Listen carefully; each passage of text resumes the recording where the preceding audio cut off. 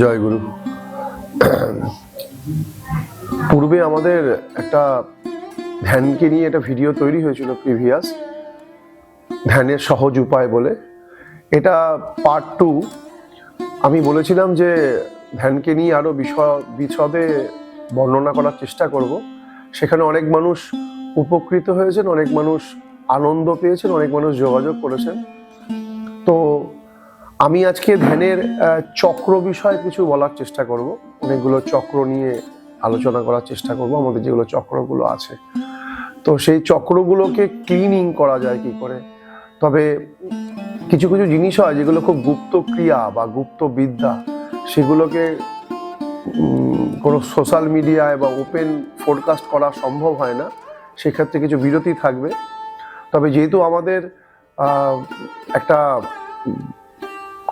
ধ্যানের একটা ক্লাস শুরু হবে, ফেব্রুয়ারির প্রথম উইকেই শুরু হবে। যারা প্রথম ভিডিও দেখেছিলেন তারা যোগাযোগ করেছিলেন, এখন যারা যেটা দেখবেন তারাও যোগাযোগ করবেন। আমরা ডেসক্রিপশনে নাম্বার দিয়ে দেব।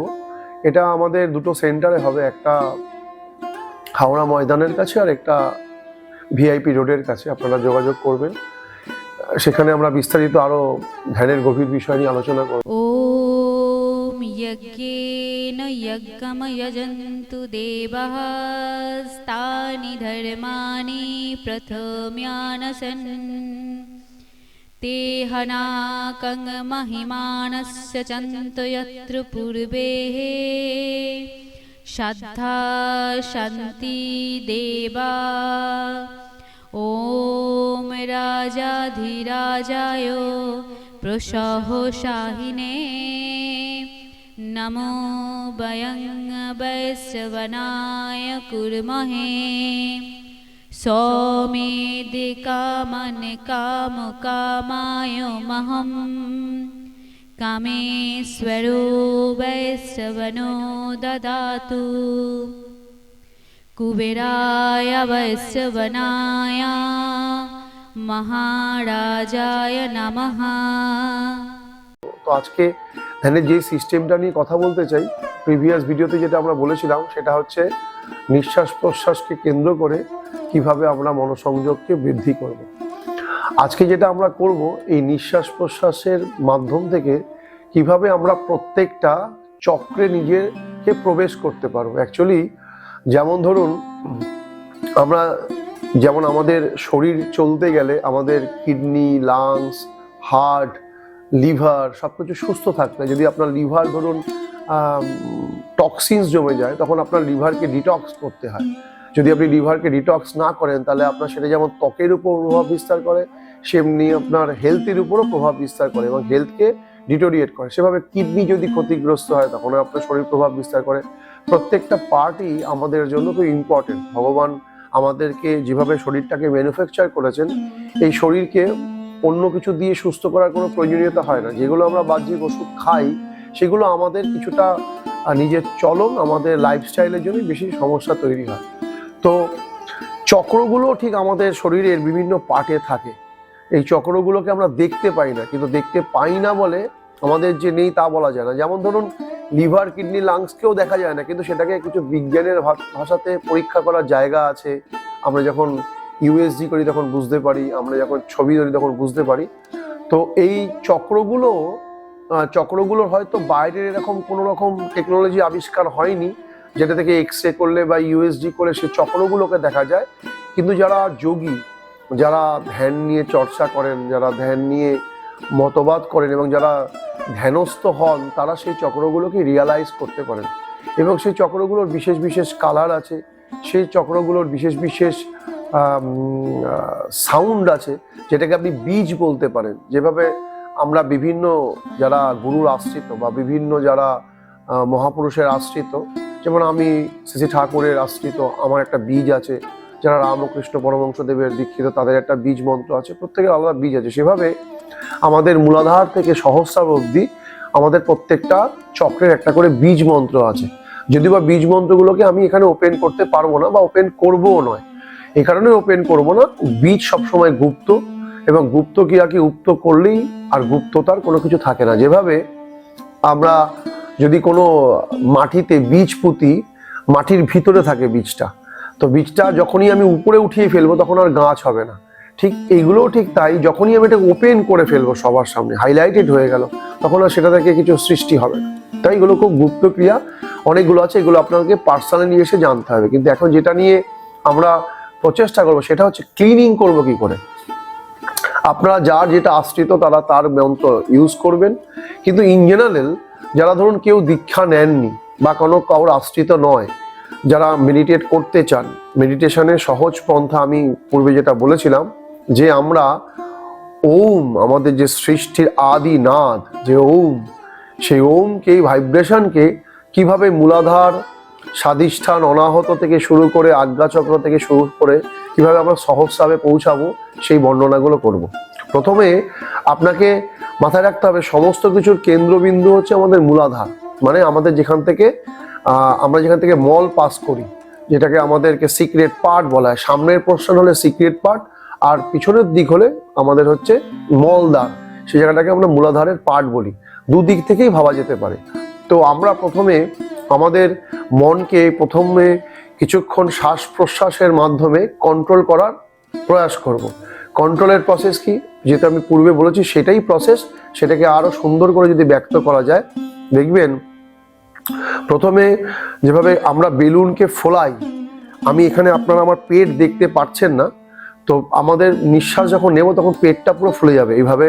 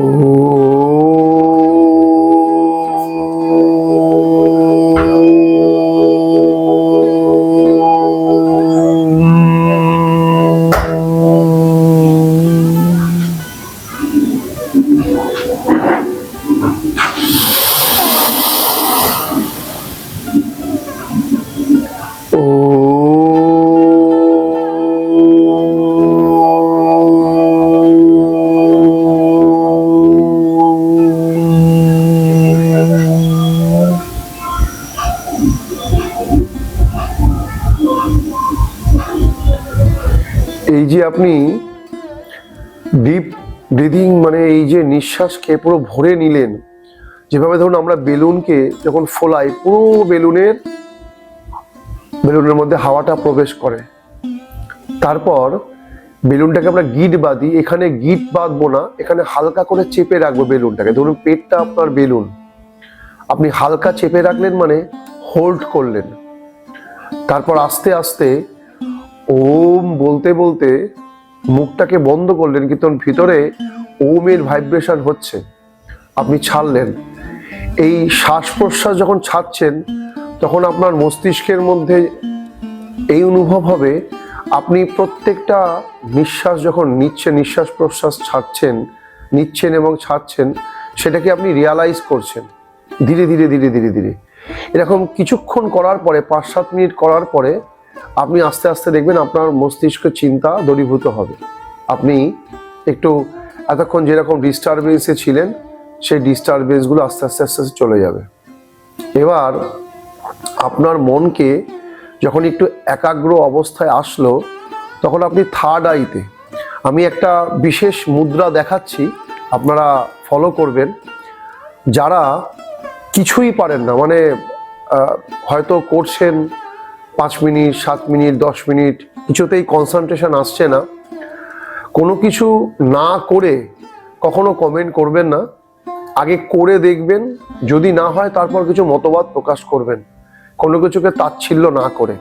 আমি ঠিক যেই প্রসেস বলছি, দেখুন আমার মুদ্রাটা কেমন আছে, এই বৃদ্ধাঙ্গুল আর এই তর্জনীকে আমি অ্যাটাচড করলাম, আর এই 3টে আঙ্গুল এরকম রয়েছে। আপনি কিছু যদি না পারেন, ধরুন আপনার কোনোভাবেই ধ্যান হচ্ছে না, আপনি বিভিন্ন এমন অবস্থান, আপনার এত থট মস্তিষ্কের মধ্যে আছে, কারণ আমরা যখন মেটেরিয়ালিস্টিক জগতে বাস করি আমাদের থট আসাটা স্বাভাবিক। আমরা যারা সংসার ধর্ম করি, আমাদের স্ত্রী পুত্র কন্যা সব আছে, তার অসুখ বিসুখ আছে, দৈনন্দিন জীবনের ব্যর্থতা আছে, সফলতা আছে, সব মিলিয়ে আমাদের মস্তিষ্কে বিভিন্ন রকম ক্রিয়া প্রক্রিয়া হয়। আর এই মস্তিষ্ককে শান্ত করা ইজিলি ব্যাপার নয়। তাই যাদের খুব ফিকাল অবস্থা তারা প্রথমে এটা মিনিমাম, এই যে মুদ্রাটা আমি আছি এটাকে, যেটা বললাম ওমটা, এইভাবে বসে এরকম প্রতিদিন অন্তত পক্ষে 5-7 মিনিট আপনি ওমের ব্যবহার করলেন। তারপর আপনি কিছুই চিন্তা করছেন না। যাদের গুরু আছে, যাদের বীজ আছে, তারা বীজ মন্ত্রকে থার্ড আইতে, তৃতীয় নেত্রে অনুভব করতে চেষ্টা করছেন। কিন্তু যাদের গুরু নেই, যারা কাউকে গ্রহণ করেননি কিন্তু কনসেন্ট্রেশন আনতে চান, তারা এই ওমের সহায়তা নিলেন। নেওয়ার পরে চোখ বন্ধ করে আপনি শূন্যে মনকে রাখার চেষ্টা করবেন, কিছুই নেই, চোখ বন্ধ করে আস্তে করে চোখ বন্ধ করবেন। সবকিছুই খুব স্লো মোশনে করতে হবে, খুব ফাস্ট নয়, খুব ফাস্ট খোলা নয়, খুব ফাস্ট বন্ধ করা নয়, আস্তে আস্তে আস্তে আস্তে আস্তে। যদি মনে করেন আরো তাড়াতাড়ি অনুভব করতে চান, তাহলে কোনো একটা ঘরে বসে অন্ধকার করে একটা ছোট্ট মোমবাতি জ্বালিয়ে নেবেন। মোমবাতিটার শিখাটা জ্বলছে, আপনি দুটো চোখে পুরো শুধু মোমবাতিটার শিখাটা দেখতে পারবেন, কিন্তু মোমবাতির বডি দেখতে পারবেন না। এমনভাবে ফোকাস করতে হবে। ওই অগ্নি যে সংযোগটা হচ্ছে, যে আগুনের শিখাটা উঠছে, আপনি সেটাকে দুটো চোখের মধ্যেখানে তাকিয়ে থেকে যখন চোখটা আস্তে আস্তে ঝাপসা হবে, তখন আস্তে আস্তে আস্তে আস্তে বন্ধ করে আপনার এই থার্ড আইতে ওই শিখাটাকে দেখবেন, দেখার অনুভব করবেন, দেখতে পারবেন, নিশ্চয়ই পারবেন। আর এইভাবে বসে থাকবেন। এটা যদি কেউ প্রতিদিন 15 থেকে 20 মিনিট কন্টিনিউয়াসলি করে, পুরো 2 মাস 60 দিন, আমি গ্যারান্টেড বলছি 61 দিন পরে সে যেটা ভাবছে সেটা হবে, 100% হবে। কিচ্ছু করতে হবে না। তার যে কোনো চিন্তা আসছে আসতে দিন, যেতে দিন। যে কোনো চিন্তা, কারোর টাকা পয়সার চিন্তা, কারোর বাড়ি গাড়ির চিন্তা, কারোর স্ত্রীকে নিয়ে চিন্তা, কারোর সন্তানকে নিয়ে চিন্তা, যার যেরকম চিন্তা আসছে আসতে দিন, আবার যেতেও দিন, আবার আসতে দিন। কিন্তু আপনাকে মাথায় রাখতে হবে আপনার অধিকার কর্মে, ফলে নয়। শ্রীকৃষ্ণ বলছেন না যে কর্মে তোমার অধিকার, ফলে নয়। তো কর্মান্নবাধিকারস্তে মা ফলেষু কদাচন, কর্মে তোমার অধিকার, ফলে নয়। তো আপনার কর্ম কি? বসে থাকা। আপনার মনকে আপনি কন্ট্রোল করতে পারছেন, এটা সম্পূর্ণ আপনার হাতে নয়। এই কারণেই যে আপনি অনেক দিন ধরে জাগতিক জগতের এমন কিছু কর্ম করে এসছেন যে আপনাকে ডিস্টার্ব করছে। যেহেতু আপনি করেছেন, কোনো কিছুই তো আপনার মস্তিষ্কের বাইরে নয়। এই যে আমরা সৃষ্টি হয়েছি কি থেকে? আমরা জানি রজবীর্য থেকে আমরা সৃষ্টি হয়েছি। না, রজবীর্যটা সৃষ্টি হয়েছে ঠিকই, কিন্তু এই রজবীর্যটা আমার শরীরকে সৃষ্টি করেছে। কিন্তু এই রজবীর্যটা এসছে কোথা থেকে? আমার থট থেকে। আমি আগে চিন্তা করেছি, তবেই তো আমার স্পাম লিক আউট হয়েছে। যেমন ঘুমের মধ্যে অনেকের স্বপ্নদোষ হয়, স্বপ্নদেশে সে তো তার বীর্যপাত হয়, কিন্তু সে ঘুমের মধ্যে সেই রতিক্রিয়াকে অনুভব করে। এটা তো সত্য, নাহলে তার কি করে স্বপ্নদোষ হলো? তার মানে ঘুমন্ত অবস্থায় সে অবচেতন মনেই সেই গভীরে ঢুকে গেছিল, তবেই হয়েছে। যাদের সমাধি হয়, সমাধিটা এক প্রকার তাই। কারণ আমি অনেক আগে একটা ভিডিওতে বলেছিলাম যে সমাধিটা না অনেকটা কেমন হয়, রমণ সুখের মতো হয়। রমণ সুখ ক্ষণিকের জন্য হয়। জাগতিক জগতের মানুষের যে রমণ সুখ, সেটা কয়েক মিনিট বা কয়েক সেকেন্ডের সুখ। কিন্তু আধ্যাত্মিক জগতে যারা প্রবর পুরুষ, যারা বরিষ্ঠ পুরুষ, যারা মহাত্মা, যারা ঋষি, যারা দ্রষ্টা পুরুষ, তাদের কিন্তু রমণ সুখ ক্ষণে ক্ষণে ক্ষণে ক্ষণে উপলব্ধি হয়। এটাই সমাধির একটা অবস্থান। তাই আপনি চেতনশীল অবস্থায় যা যা ক্রিয়া করছেন, অবচেতন অবস্থায় আপনি সেই ক্রিয়াগুলোরই কিন্তু বিভিন্ন রকম জিনিস দেখতে পারবেন। তাই যারা যত বেশি ডিস্টার্ব, তাই জানবেন আপনি মেটেরিয়ালিস্টিক জগতে বা সচেতন অবস্থায় যেই কাজগুলো করছেন, অবচেতন অবস্থায় আপনাকে সেইগুলো রিপারকেশন দিচ্ছে। তাই যেগুলো হচ্ছে বা হয়েছে সেগুলোকে বাদ দিন, যা হতে পারে তার দিকে ভাবুন। তাই প্রাথমিক আপনি যদি মনে করেন কারোর সান্নিধ্যে না এসে নিজেকে একাকীভাবে নিজেকে কন্ট্রোল করব, তার সব থেকে সুন্দর ফরম্যাট, আমি আগে এটা কখনো বলিনি, এই ভিডিওর মাধ্যমে বলছি, যেভাবে ঠিক আমি বসে রয়েছি ঠিক স্ট্রেট হয়ে আপনি সুখাসনে বসতে পারেন বা আপনি বজ্রাসনে বসতে পারেন। যদি কারোর বজ্রাসন অভ্যাস থাকে, যারা যোগ করেন তারা ঠিক আছে, যদি বজ্রাসন অভ্যাস না থাকে তাহলে আমি যেভাবে বসেছি নর্মাল সুখাসনে বসে থাকবেন। নর্মাল সুখাসনে, পদ্মাসনে বসতে পারেন, তবে নর্মাল এটাতেই বসবেন। বসে আপনি আস্তে আস্তে আস্তে আস্তে যেভাবে বললাম মোমবাতির দিকে জ্বলছে, চোখটাকে বন্ধ করে ধীরে ধীরে থার্ড আইটে কনসেন্ট্রেশন করবেন। তার মধ্যে যদি কোনো চিন্তা আসে বিব্রত হবেন না, আসুক আবার চলে যাবে, আবার আসুক, আপনি জোর কিছু করবেন না। কিন্তু আপনাকে মাথায় রাখতে হবে আপনি স্ট্রেট হয়ে একদম স্টিভ হবে না, নর্মাল যেভাবে আমরা সোজা হয়ে বসে এই মুদ্রাতে এই তর্জনী আর বৃদ্ধাঙ্গুলকে এইভাবে নিয়ে অন্ততপক্ষে 15 to 20 minutes each and every day 2 মাস এইভাবে বসবেন। দেখবেন 2 মাসের পর থেকে আপনি যেটা ভাবছেন, আপনি যদি চান, আপনি কনসেন্ট্রেশন আনতে চান, দেখবেন তখন আপনি যেটা ভাবছেন সেটা ঘটতে থাকবে। কিন্তু আপনাকে মাথায় রাখতে হবে 60 দিন এটা না করে কোনো রকম কনসেন্ট্রেশন আসছেন এরকম কথা বলা যাবে না। এটা হচ্ছে একটা প্রসেস। আর দ্বিতীয় হচ্ছে, যারা আপনারা আমাদের এই যৌগিক ক্রিয়াপীঠমে, যেটা আমাদের ধ্যানের যে সেন্টার, যেটাতে আপনারা ভর্তি হতে চান বা আরো ডিটেলস জানতে চান, তারা তো সাক্ষাৎ এসে দেখা করবেন। সেখানে আমরা বিভিন্ন রকম আপনাকে উপায় শেখাবো, যেটার মাধ্যম থেকে আপনি ফিজিক্যালি, মেন্টালি দুদিক থেকেই ভালো থাকতে পারবেন এবং আপনি আপনার প্রবলেমের সলিউশন খুঁজে পাবেন। আপনি আপনার মুশকিল আসান হতে পারবেন। পৃথিবীতে এমন কোনো মুশকিল নেই যার আসান আপনার মধ্যে জানা নেই। একমাত্র মস্তিষ্ক নিয়ন্ত্রণের দ্বারাই সমস্ত প্রবলেমকে সলিউশন করার পথ আছে। আর এই মস্তিষ্ক নিয়ন্ত্রণ করতে গেলে ধ্যানের আবশ্যকতা একান্ত প্রয়োজনীয়। তাই যারা ধ্যানের বিষয়ে গুরুত্ব দেন তাদের প্রাথমিক স্টেজে কোনো কারোর সান্নিধ্য নিতে হয়, আর আমি যেটা দেখালাম সেই পার্টগুলোকে করতে হবে, যেভাবে আমি মুদ্রা দেখালাম। এবার দ্বিতীয় জিনিস হচ্ছে, ধ্যানে কয়েকটা জিনিস মাথায় রাখতে হয়। প্রথমত, আপনি যখন ধ্যান করছেন, প্রথমত ঘরটা প্রথম অবস্থায় একটু নিরিবিলি রাখতে হয়, কারণ যতক্ষণ পারদর্শী হননি আপনি কনসেন্ট্রেশন করতে পারবেন না। তাই প্রথম অবস্থায় আপনাকে একটু নিরিবিলি থাকাটাই বাঞ্ছনীয়। কিছু কিছু সাউন্ড আছে, আপনি গুগল থেকে ডাউনলোড করতে পারেন।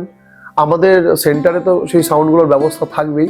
যেমন ধরুন ঝর্ণার আওয়াজ, প্রচণ্ড মাত্রায় উপর থেকে জল পড়ছে, জলের একটা আওয়াজ, আপনার মনটা জলের দিকে নিয়ে গেলেন। কিছু জায়গায় ধরুন একটা ব্রাহ্ম মুহূর্তে, মানে খুব ভোর সকালবেলায় পাখিরা ডাকছে কিন্তু বাসা ছাড়ছে না, একটা সুন্দর একটা অবস্থান, একটা সাউন্ড স্লিপের মধ্যে হালকা আওয়াজ, আপনি মনটাকে ওই পাখির আওয়াজে নিয়ে গেলেন। এইগুলোকে আপনি আপনার কনসেন্ট্রেশনের ক্ষেত্রে ব্যবহার করতে পারেন। একাগ্রতার ক্ষেত্রে বিভিন্ন উপায় আছে, তবে যেখানে ধ্যান করবেন সেখানে অনেক বিগ্রহ রাখবেন না বা অনেক চিত্র রাখবেন না। অনেক বাড়িতে অনেক দেবদেবীর ছবি থাকে, সংস্কারে লাগলেও এটা সত্য, অনেক দেবদেবীর ছবি যেখানে থাকে তারা কখনোই ধ্যান করতে পারে না। হয়তো ধ্যানের মতন নিজেকে দেখাতে চান বাট ধ্যান করতে পারে না, কারণ অনেক পিকচার যেখানে থাকবে তার মস্তিষ্কের মধ্যে কোনো একটা পিকচার একাগ্র অবস্থায় আসবে না। কারণ একাগ্র কথার মানেই হচ্ছে এককে অগ্রে রাখা। তো আমি যদি 1000কে অগ্রে রাখি তাহলে আমি একাগ্র হব কি করে? তাই যে কোনো নির্দিষ্ট একটা চিত্র, যাদের গুরু আছে তিনি গুরুকরণ করেছেন, তার গুরুর সব পিকচার রাখতেই পারেন, খুব ভালো। আর যাদের গুরু নেই তারা যে কোনো সিম্বলিক রাখতে পারেন। তার মধ্যে হতে পারে অনেক, একটা বৃত্তের মধ্যে ছোট্ট একটা বিন্দু, যে বিন্দুতে আপনি মাইন্ডকে কনসেন্ট্রেট করছেন। মোমবাতি হতে পারে, আপনি বসুধা চিহ্নের কোনো পয়েন্ট হতে পারে। আমাদের বসুধা চিহ্ন আপনি ইন্টারনেট থেকে ডাউনলোড করতে পারেন, বসুধা চিহ্নকে পয়েন্ট আউট করে ওখানে কেন্দ্রায়িত হতে পারেন। তবে যে কোনো একটা যার যাকে ভালো লাগে, যার যাকে ভালো লাগে। কেউ যদি গণেশজিকে ভালোবাসে তাহলে গণেশকে থার্ড আইতে কল্পনা করতে পারেন, যার যাকে ভালো লাগে। আর যিনি এর অংশই নয়, তিনি আস্তে আস্তে যার যেটা নেই, আমি বিভিন্ন রকম পিকচারের কথা বললাম, তাকেও আপনি অনুসরণ করতে পারেন। মোস্টলি আপনাকে সামনে এককে রাখতে হবে, একাগ্র হতে গেলে এককে অগ্রে রাখতে হবে। যদি অত্যাধিক পিকচার থাকে আপনি কখনো ধ্যানে কনসেন্ট্রেশন আনতে পারবেন না, পারতে পারেন না। এমন কোনো ঋষি বা মুনি নেই যারা অনেক চিত্রের সম্মুখে, অনেক দেবদেবীর সম্মুখে বসে ধ্যান করে নিজেকে সিদ্ধি লাভ করেছেন। তারা প্রত্যেকেরই একের উপাসনা করেছেন। একের যাতে চরম হয় তাই করাই বুদ্ধিমানের কাজ। তাই আপনারাও তাই করবেন ধ্যানের প্রাথমিক। তবে আমি কাউকে বলছি না যে আপনারা কাউকে পুজো করবেন না। আপনারা নর্মাল যেরকম যখন পুজো করেন, বাড়িতে যদি অনেক দেবী থাকেন, দেবদেবীর ছবি থাকে, আপনারা ফুল বেলপাতা এগুলো দিতে পারেন। কিন্তু জানবেন ধ্যান কক্ষে যেখানে আপনি ধ্যান করছেন সেখানে কিন্তু আপনি কারোর ছবি রাখতে পারবেন না, এটা মাথায় রাখতে হবে। ধ্যানের ক্ষেত্রে কিন্তু এটা খুব কেয়ারফুলি আপনাকে চলতে হবে, এটা জিনিস হচ্ছে ব্যাপার। আর তৃতীয়ত ক্লিনিং, যেটা আমরা বললাম যে আমরা যে চক্রগুলোকে ক্লিনিং করব। প্রথমত ক্লিনিং করতে গিয়ে যেটা দরকার, থার্ড আইতে যখন আপনার কনসেন্ট্রেশন এসে গেল, আপনি ধরুন কোনো কারোর দীক্ষিত নন, আপনি অদীক্ষিত, গুরু নেই, আমি যেটা বললাম, আপনি মোমবাতিকে সামনে রেখে একটা শিখা জ্বালালেন, আপনি ওমের উচ্চারণ করলেন, ওম, অহস্যময় হসন্ত, ওম, নট ওম। এই ওম যখন বলছেন আপনি থার্ড আইতে আপনি রিয়ালাইজ করলেন, যদি আপনি ধরুন কোনো মোমবাতির অগ্নিশিখা দেখছেন, আপনি অনুভব করছেন সেই অগ্নিশিখাটা আপনার পিছন থেকে, আপনার এই মূলাধার চক্রের ওখান থেকে অগ্নিশিখাটাকে অনুভব করছেন, মানে রিয়ালাইজ করছেন আপনি যে চক্রটা আছে আপনার সিক্রেট পার্ট বা মলদ্বারের জায়গায়। আপনি মলদ্বারের ওখানে মনটাকে নিয়ে গেলেন। যেমন ধরুন আমার মন এখন এখানে আছে, আমরা স্বপ্নে বা মনে ভেবে দেখি, এ বাবা আমি না এই সময় 3 দিন আগে মহারাষ্ট্রে নাসিকে ছিলাম, আমি কিন্তু নাসিক চলে গেলাম। আমার বডি এখানে থাকতে পারে, আমার মন এত দ্রুতগামী, এমনকি এরোপ্লেন তো দূরের কথা, জেট প্লেনও যেতে পারে না তার আগে, মন এত দ্রুতগামী। তাই আমাদের ধ্যান যে প্রক্রিয়া, জ্যোতিষশাস্ত্রের সাথে ধ্যানের সম্পর্ক আছে। জ্যোতিষশাস্ত্রে চন্দ্রমাকে মনের কারগ্রহ বলা হয়।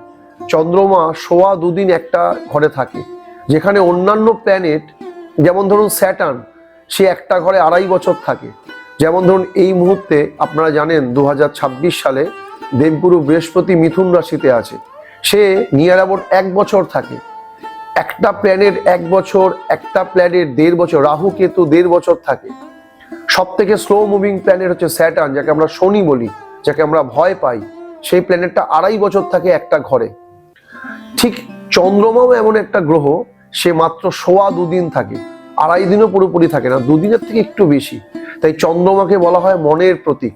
আমাদের শরীরের মধ্যে 70% জল, 70% জল। এই জন্য চন্দ্রমার প্রভাব মনকে এত বড় প্রভাবিত করে। আমাদের শাস্ত্রে একটা জায়গায় বলছেন, সবার মা চন্দ্রমা, পৃথিবীর সবারই মা হচ্ছে চন্দ্রমা।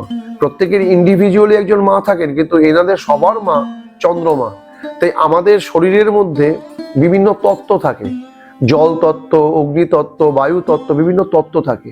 দেখবেন অনেকের খুব কোল্ড কাফের প্রবলেম, তার মানে জল তত্ত্বের প্রভাব বেশি আছে। অনেকের দেখবেন ঠান্ডাকালেও গরম লাগে, মানে ঠান্ডা লাগতে চায় না, মানে তার মধ্যে তার ঠান্ডা লাগে না তা নয়, এমনি অন্য অন্য মানুষের থেকে ঠান্ডা কম লাগে। এটা কিন্তু কোনো মহত্বের কারণ নয়। অনেকে দেখবেন শীতকালে বাইক চালায় জ্যাকেট না পরে, আমার ঠান্ডা লাগছে না, এটা কিন্তু খুব মানে বীরত্বের জিনিস না, বা খুব ইমিউন পাওয়ারেরও কথা নয়। ঠান্ডাকালে ঠান্ডা লাগবে, গরমকালে গরম লাগবে, এটা স্বাভাবিক। কিন্তু যদি না লাগে বুঝতে হবে তার কোনো জায়গায় তত্ত্বের অভাব আছে, যেটা মেডিকেল সায়েন্সে বায়োলজিক্যালি অন্য ভাষা বলছে, মেডিকেল সায়েন্সের ভাষা সব আমি জানি না, সুতরাং আমি এটা নিয়ে ব্যক্ত করব না। যেটা আমি জানি সেটা হচ্ছে আমাদের তত্ত্বের অভাবের কারণে হয়। যদি কারোর অগ্নিতত্ত্ব বেশি থাকে তাহলে তার ঠান্ডা লাগার পরিমাপও কমে যাবে, আবার যদি কারোর জল তত্ত্ব বেশি থাকে তাহলে তার ঠান্ডা লাগার পরিমাপ বেড়ে যাবে। তাই কোনোটা বেশিও ভালো নয়, কোনোটা কমও ভালো না। আর এই তত্ত্বগুলোকে আপনি কোনো মেডিসিন খেয়ে ব্যালেন্স করতে পারবেন না। এখনো অবধি allopathic medical science, homeopathy medical science, Ayurvedic medical সায়েন্সের এমন কোনো ঔষধ আবিষ্কার হয়নি যা এই তত্ত্বগুলোকে ব্যালেন্স করতে পারে।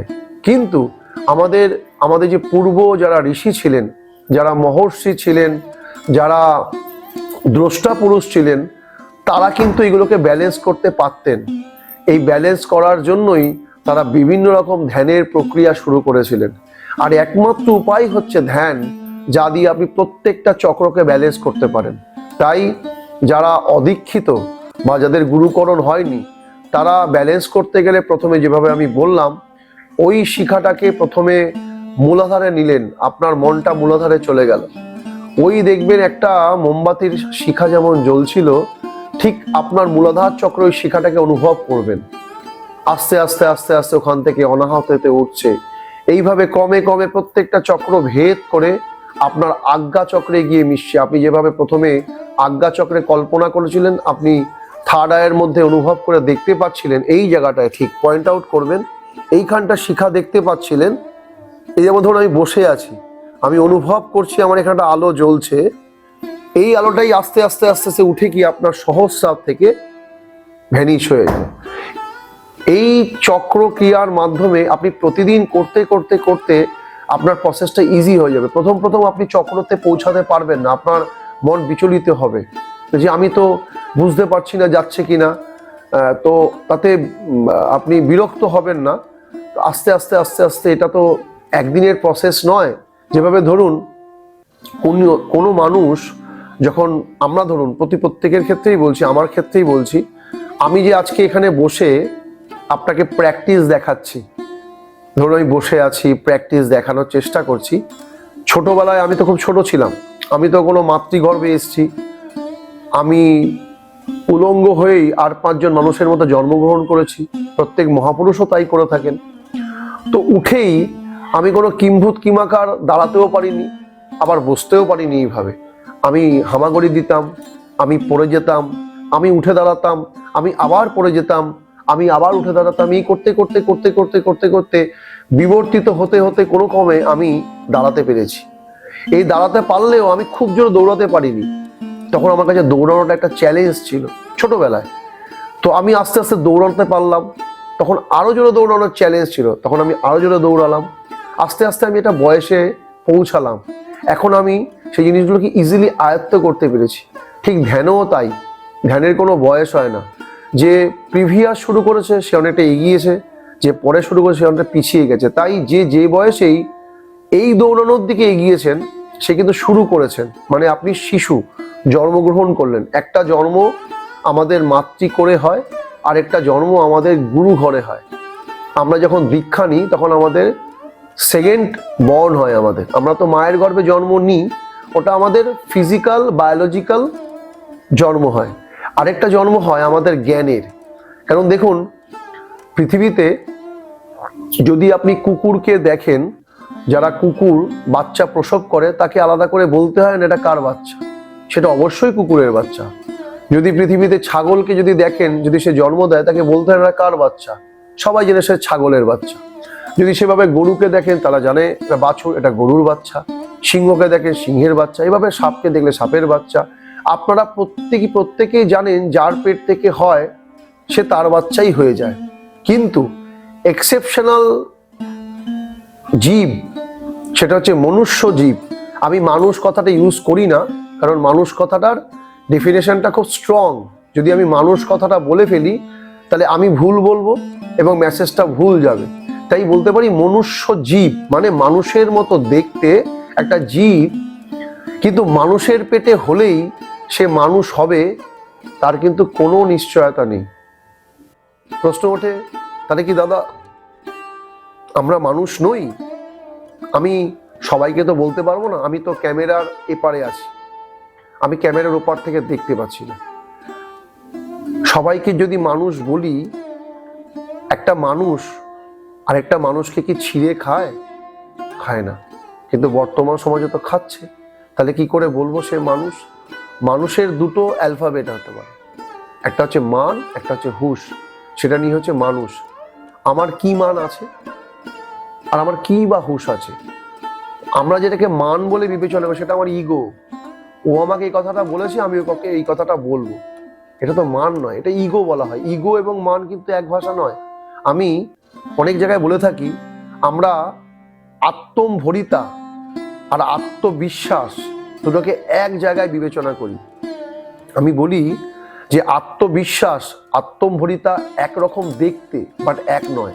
যেমন ধরুন কেউ বলল if you think you can, আমি যদি বলি আমি এটা পারবো তো আমি পারবোই, এটা কিন্তু আত্মবিশ্বাস, এটা কিন্তু আত্মম্ভরিতা না, আত্ম অহংকার নয়। আর আত্মম্ভরিতা আত্ম অহংকারটা কেমন? এটা শুধুই আমি পারবো আর কেউ পারবে না, এটা হচ্ছে আত্ম অহংকার। অনেকটা একরকম কিন্তু পুরোটা একরকম নয়। এটা শুধুই আমি পারবো আর কেউ পারবে না, এটা হচ্ছে আত্ম অহংকার। আর আত্মবিশ্বাস কি? আমি অবশ্যই পারবো, কিন্তু অন্য কেউ পারবে না তা বলছি না, অন্য কেউ পারতে পারে, কিন্তু আমি পারবো, এটা আত্মবিশ্বাস, এটা ভালো।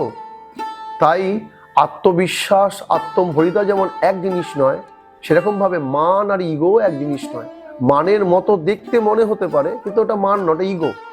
মান তো সেই যে অন্যের মানকে মান দেয়, সেই তো মানবান হয়।